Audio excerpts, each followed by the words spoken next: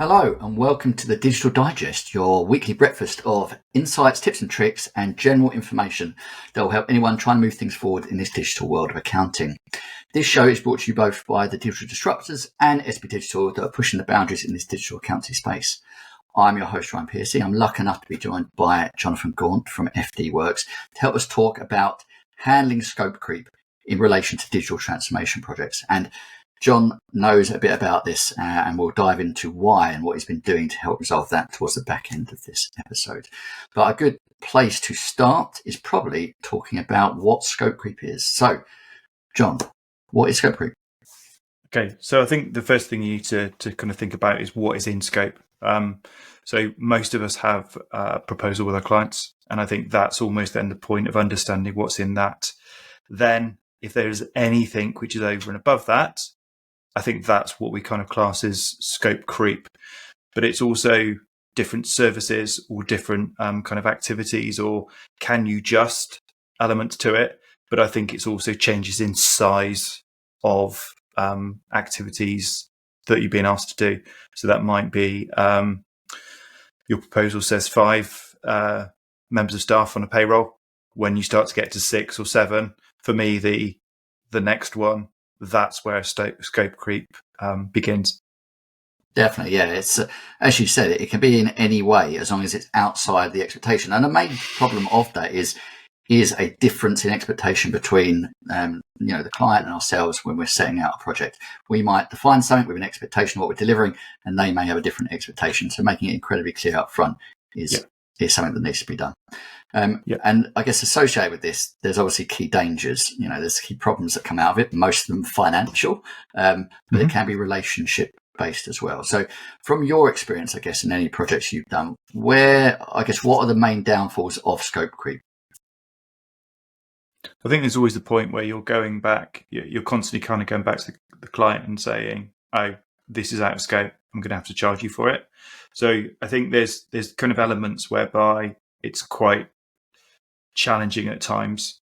And I think the other thing as well is there's also a disconnect between possibly the partners who run a firm and the people who are delivering the work. So I think there's kind of different levels of kind of challenges that exist and dangers. So this for me is where communication kind of comes into play. Communication between the person doing the work and the client. It's about how you say things. And then I think there's also the kind of the communication between the people running the business and the people delivering the work and making sure there's consistency there.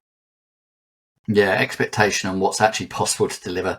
That's always a fun thing where you're trying to get a client on board. You sell a dream to some extent, and then you talk to your team. They go, "What? That's not even possible. Why are you even saying that?" And in the world of digital transformation, that can come up a lot, especially if the person that's selling the idea has misunderstood what is possible with a piece of software. The bit that I find is the most painful is when early on you set an expectation and the client comes back saying, oh, we expected this, and you set a fee and now you're already adding on additional costs because at the start, that's going to create this tension. And when you're managing change in a digital transformation project, you need the client to be on board with that, because at any point if they start losing faith, losing trust, then the whole thing can start unraveling. So I think that there's lots here, Ryan, though, about actually being blind. So with lots of transformation, with lots of kind of the work that we do, I think there's often instances where we're completely blind. And that could be where you have a conversation with a client and it's like, tell me. And in their mind, they're possibly kind of thinking, oh, if I say it's bad, it's going to cost me a lot. So I'll say it's not so bad. And so it's almost that bit of, in instances, I think we are sometimes kind of scoping work very blind, as opposed to really that bit of understanding what we're truly getting ourselves into, because it's not always black and white. It's not like it's a very controlled environment where we're just, building a bookcase where you know exactly how long it's going to take. It's a repeatable task. I think a lot of the work we do is different depending on, is it new? Has someone else touched it? What have they done? Have you got to unravel the work before you can take things forward? So I think that for me is almost the challenge of what are we getting ourselves into? And I think sometimes that's the bit of we're very keen to kind of please because that's our nature. And so we don't always see what's going on there. Definitely, I completely agree. And another key thing is the understanding the people, right? So not only could there be, they've talked down what the problems are with the system, but how easy will the people adapt and how much support do they need? And so there's bits where you have to be, you can be closed off. This is the fee, this is what we're going to do. There's other bits where you have to be open and you have to explain that and make that very clear. I think that really leads in very well into, I guess, how to set the scope, how to define what it is you're doing, and how to be incredibly clear with that. So we can talk about, I guess, tools and how we do it, but how do you approach that? Like, John, we're going into a piece of work. How do you, I guess, define, understand, and establish scope early on with a client? Yeah. So I think we've spent lots of time kind of putting in place proposal tools. So we've got proposal tools that we put in place, and we kind of roll those out to our clients. We try and review them periodically to make sure they're up to date. But what we've also done is we've gone through quite a big exercise of educating the team about where to look. So how can they see what is in the proposal to then almost know what is in or out of scope? And we took quite a lot of learning from kind of the creative industry, where there is lots of talk around this almost kind of concept of scope creep or changing, moving goalposts. So we looked at quite a few of our creative clients to see what they were doing, and then we've kind of brought that back into what we are doing, and almost going through a bit of a scoping exercise when we're doing something about what are we trying to do, almost that bit of trying to set a budget. Because I think also in some of these transformations, how big is a job? Well, actually, you could probably spend 6 weeks doing something. Equally, you could probably spend 6 hours or 6 days doing it. So there's this kind of exercise of trying to understand what the scope of the work is and perhaps what the budget is. And then that's the bit where we've sometimes got a task of backfitting it, of if the client's got a budget, how can we do something to the budget? And it's also about accepting that it's not going to be perfect, but it's going to be directionally kind of correct. Yeah, and sometimes it's make that impact early, like small, and then the client is bought in. They can see that, they can feel it. So make that it might be a little bit of work for you, but has a big impact. The other bit I think is really good if you're thinking about, working backwards to work out how much can we afford to do within the budget.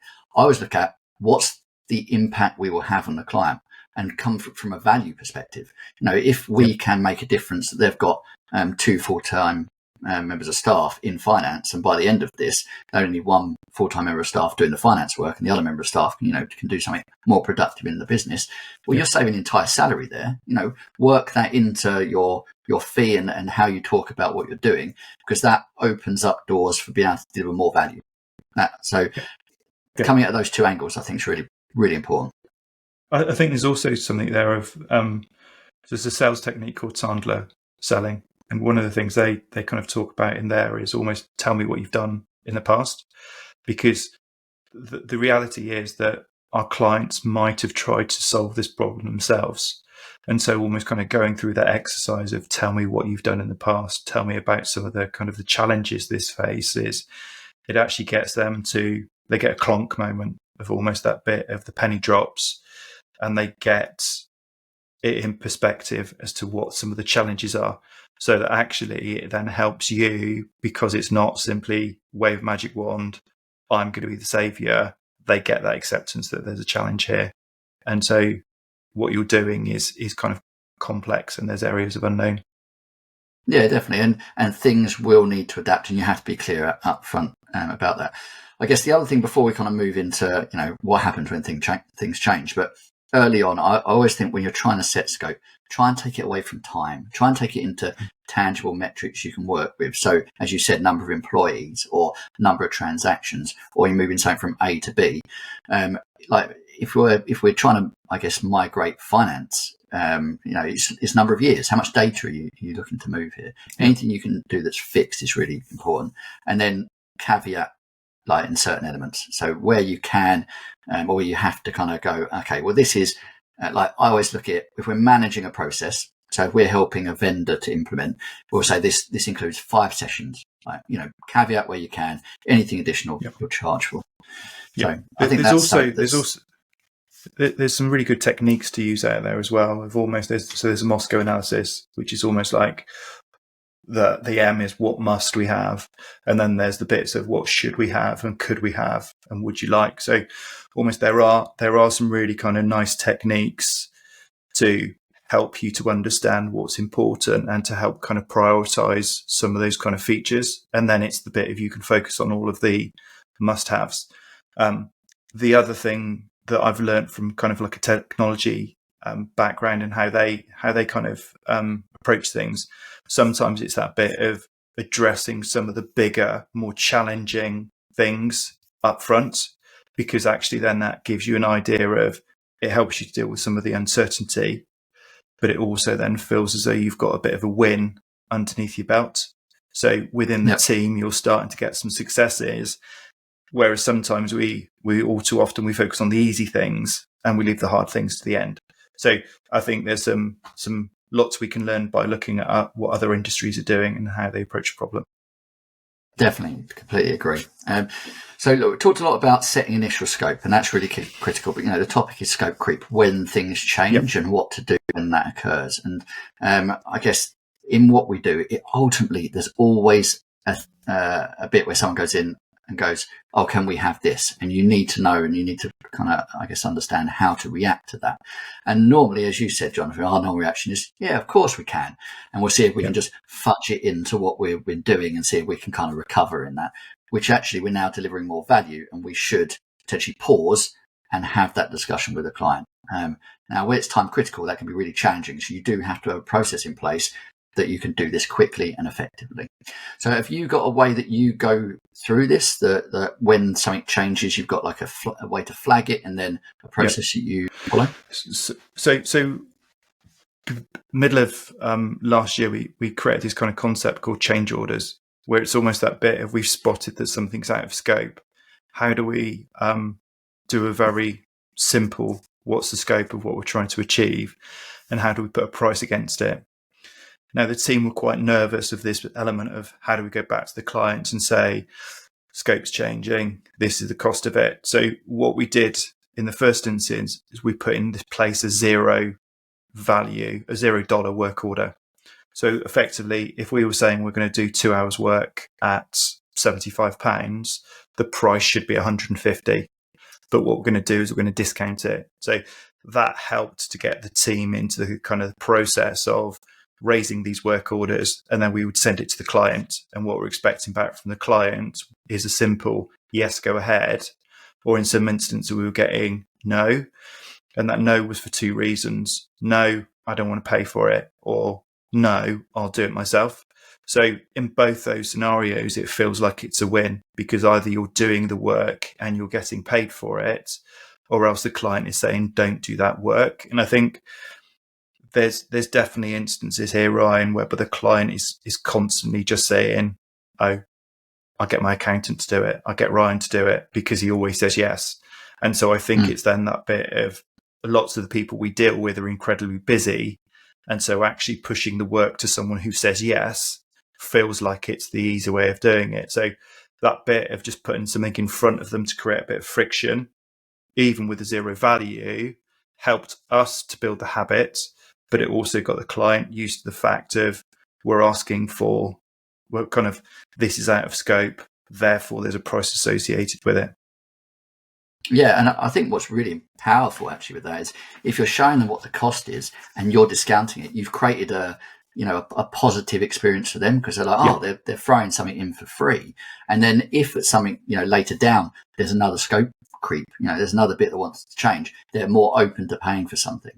So you can use it as a sales tool. If something you think's minor, tell them what the value is, throw it in, but also then, later on, make sure you look to reestablish or bring additional income in for yourself.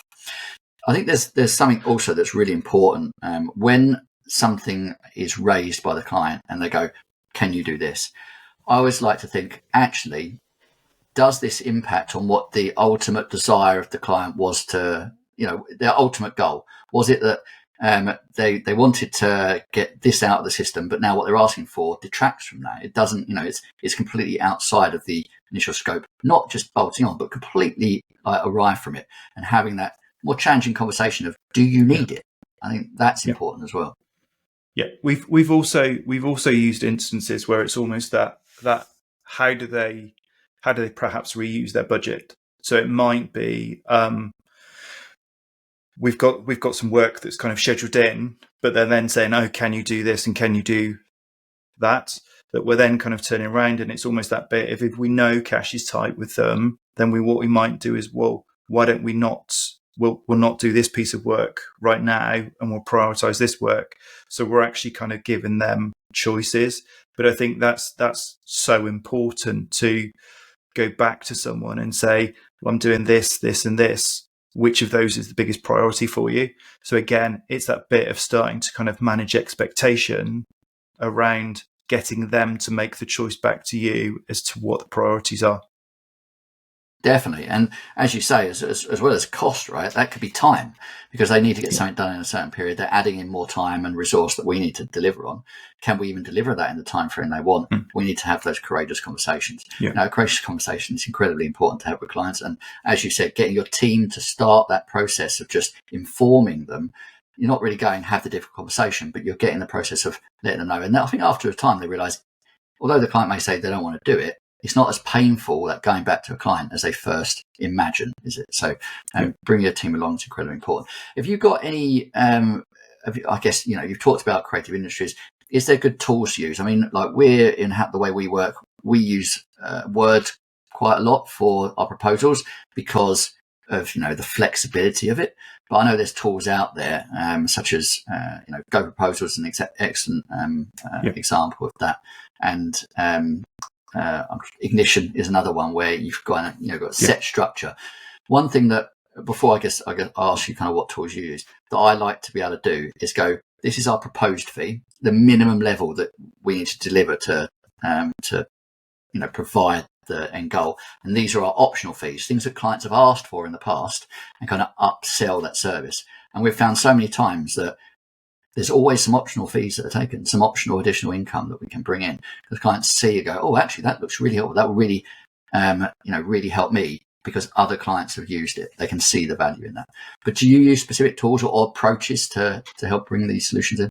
So I'm quite lucky in the sense that we've got Rich and James, who are kind of associated with the business. So a bit of background, they co-founded Savvy Analytics with himself and Helen and kind of Simon, but we've then broken away and started up again. But we've spent a big part of last year kind of doing experimentations.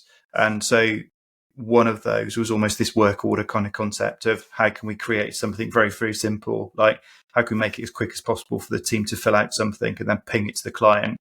But the client is then almost just clicking yes, and that's acknowledgement that we can take on that work. And for us, we're generating now between 10 and 15% of additional revenue each month on what are called projects. But these projects are effectively out of scope work. So when you get it right, there is an instant hit here. And ultimately, it's straight to your bottom line, because this is work that you're probably doing, but you're not getting paid for it right now, or else you're not doing it because the client doesn't want to pay for it. So we had a very good year last year, and I think that it's a big majority of this is down to the fact that we were charging for that out of scope work.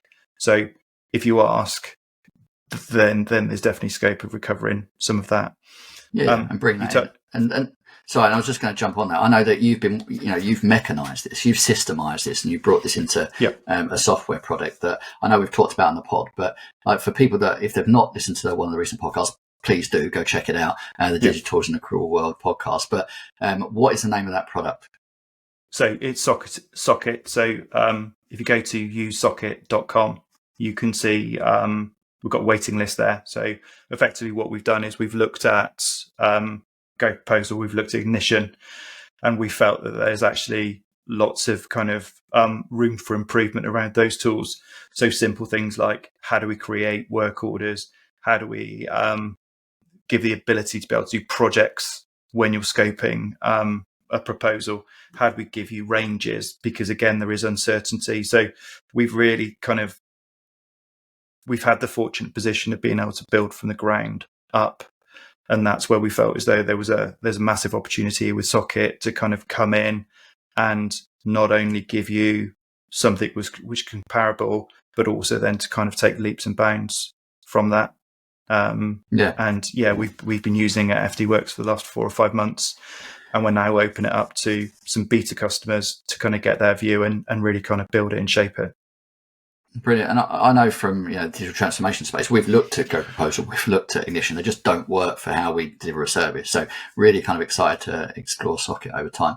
But, we always try and keep this relatively concise. So I think it's a perfect time to bring this episode to a close. So hopefully everyone that's been listening to this episode has provided you with valuable insights that you can take forward.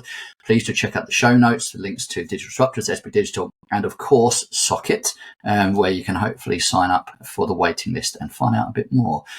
Thanks again, Jonathan, for coming on and talking through this. It's been a pleasure to have you on. And as I said, if you do want to hear a bit more about Socket and the journey that Jonathan and the team have gone through developing this, please do check out the podcast where we've done the recent podcast. We've gone through this in more detail. And if you do want to ensure that you catch all future episodes of the Digital Digest, please do subscribe to our YouTube channel and make sure you look out for the release every Thursday morning. We look forward to speaking to you again.